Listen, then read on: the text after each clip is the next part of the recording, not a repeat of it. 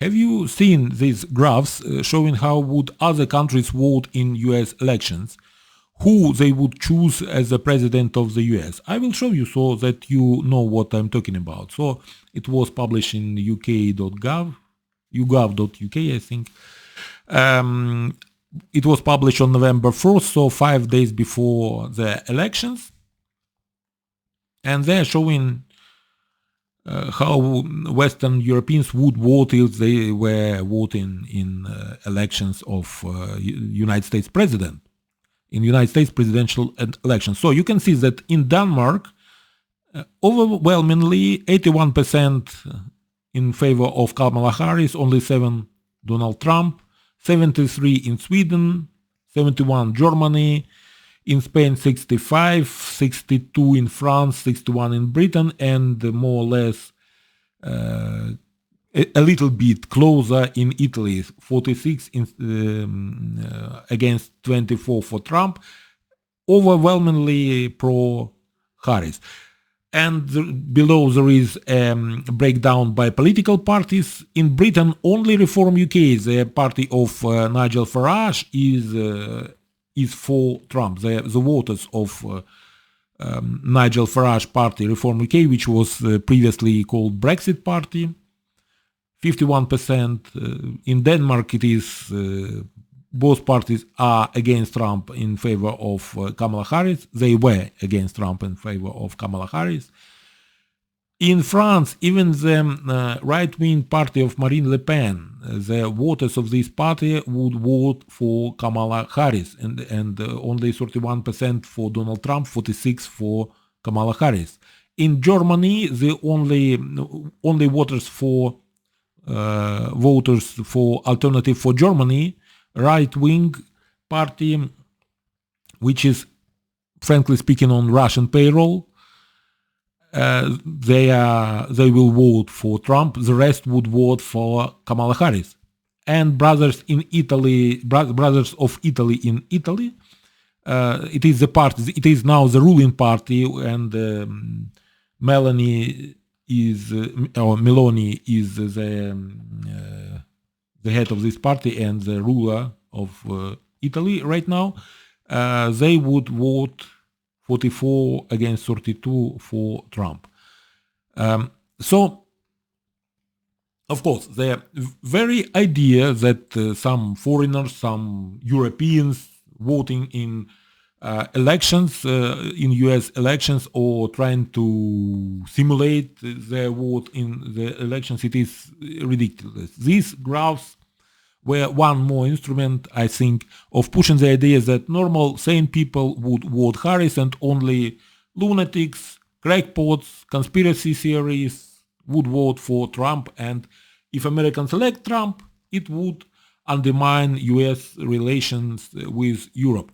But still, why were all these Europeans so overwhelmingly eager to vote for Harris? And the answer is simple: ignorance. They have no idea about US domestic politics and situation, have no idea why people would choose Trump. What legitimate grievances Americans have that are not addressed by the current administration, and Harris is a part of the current administration. She's sitting vice president. The European and Ukrainian, in particular, outlook is very skewed by local media, which is mostly left-wing. And they present, this our local media, they present only one point of view as legitimate. The point of view of the pro-democrat American leftist mainstream media outlets like CNN, New York Times, Huffington Post, Washington Post, and so on.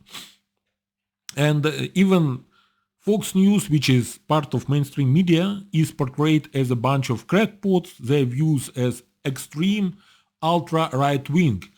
And they are all in all not serious people with fringe views that should not be considered. And you should listen how Trump voters are portrayed in our media by our commentators. They are portrayed as ignorant rednecks, hillbillies. They lack sophistication. They have no higher education. They are dumb. They are almost illiterate bigots. They overcome with irrational fears, the ridiculous, irrational fears of big government, deep state, vaccines, population replacement because of immigration, and so on. They are portrayed in European and Ukrainian media just like Hillary Clinton portrayed them in 2016.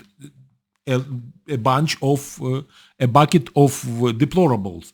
I think it was the phrase she chose. So, if you consider yourself smart, educated, and sophisticated persons, the choice now is obvious. Kamala Harris, no matter that you know nothing about her politics, about her past, she is a woman, she is black, and respectable people vouch for her, so you should vote for her because you are not some illiterate bigot like those who vote for Trump. So it reminds me of my personal story. It was in 2008. It was before elections where Obama ran against McCain. We had a project at one of the big industrial facilities in Ukraine, and some equipment was from the United States. So we invited the owner of this American company to the meeting in Ukraine. He flew from US here. It was very close to elections, and our clients were very curious. They saw the American, and they were very curious who he was going to vote for Obama or for McCain. You should have seen their astonishment, their generous surprise when he said McCain. To them it was unthinkable. Now, if you think about it, the situation right now is the same. Our clients had absolutely no idea about politics of Obama or McCain. What any of them was standing for them it was impolite not to vote for Obama. America had its first black presidential candidate, and it was a decent and polite gesture from their point of view to vote for him, to let black Americans have their first black president. And these Ukrainian guys were as conservative as they get. Their world outlook was much more aligned with McCain than Obama, but still they would vote Obama because of ignorance. I wanted to make this video just to show Americans how distorted is the view of the outside world on your domestic affairs, because only one point of view is presented outside mostly, and only people who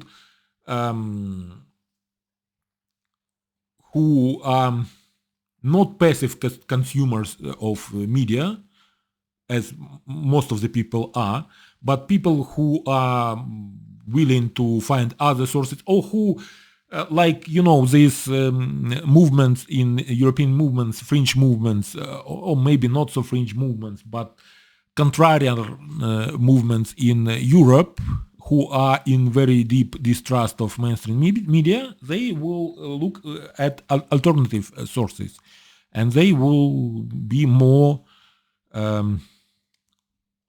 inclined to vote for Trump, to accept Trump. And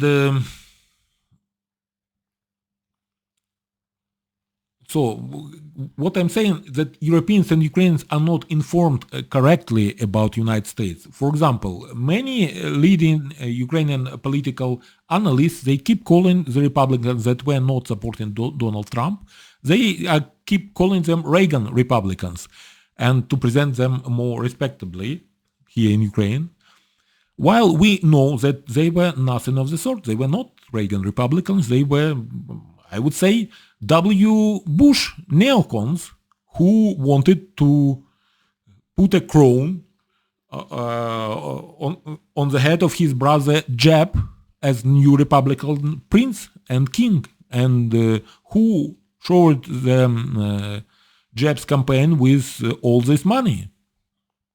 And at the same time, Trump supporters who are much more closer to Reagan Republicans, I feel like it is the truth, they are portrayed as fringe, extreme, ultra-right wing, who most probably, when the cameras are off, they greet each other with Roman salutes.